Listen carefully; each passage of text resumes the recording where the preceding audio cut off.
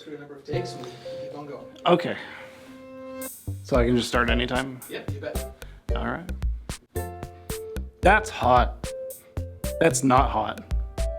That's hot. Not hot. That's hot.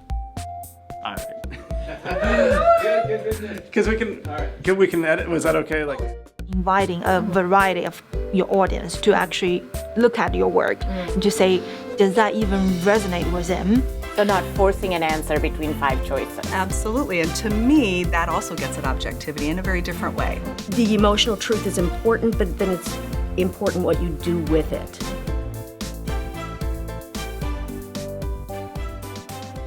Hi, welcome to What's Hot, What's Not in Qualitative Research. With me, I have Dr. Jessica Holloway, and welcome for joining us today. Thank you for having me. Dr. Holloway, if you would, for our viewers, tell us a little bit about your background and what kind of qualitative research you do. Okay, so I just recently graduated from Arizona State University. My PhD was in education policy and evaluation. I specifically look at teacher evaluation policies, practices, and instruments, but I take a discursive approach to it. So I could take on a kind of a Foucauldian discourse analysis to try to understand, when we talk about teachers and evaluation, how do we come to know things about teachers? And we kind of take these instruments and these measures of teacher quality, and we assume that they're real and that they're true. But how did those come to be? So that's really what I kind of do, is trying to, take a look back and see how did these ideas get constructed over time and through different social practices and stuff. Excellent. So in your career, where you were learning about qualitative methods and then you started using it yourself and then completed your qualitative study and started publishing, what excites you about qualitative research? Well, again, coming from a policy perspective and interest, if you look at the field of policy and you look at what it was originally kind of developed for, it took on a very technical purpose. The state needed recommendations to fix social problems. And so policy was approached from a very technical, rational perspective to solve problems, to do an evaluation of policy and figure out what might work better for populations and for the state. But if you look more over the past couple decades, we're in a very different time now. And policy doesn't just develop in these kind of isolated pockets of countries, states, whatnot. We're really in a time where policies are developed more globally. So you can see kind of these logics and rationalities that are influencing policy on a very global scale. So you can see policies, you can see similar policies taking place in multiple contexts around the globe. that's hot.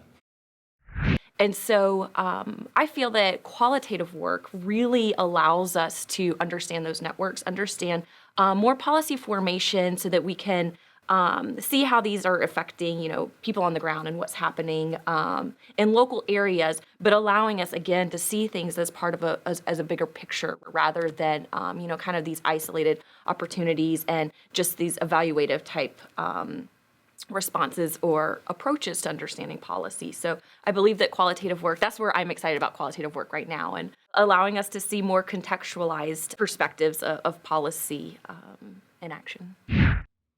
That's hot.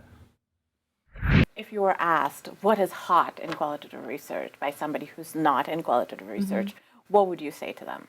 So that's something, again, that's personal, I guess, Yes, and also something that is always changing. My attention, I have to say that I'm guilty of being interested and excited by a lot of different things. Yes. But right now, one, kind of these global influences, that's what I think is hot right now. And so, trying to figure out how we can connect with people in different parts of the globe to see how these things are happening in small places, and understanding how, qualitative work allows us to think about rationalities and logics and, taking on a discursive approach, looking at discourses more as these types of rationalities. And that's what I'm excited about right now is understanding how discourse is working in that way.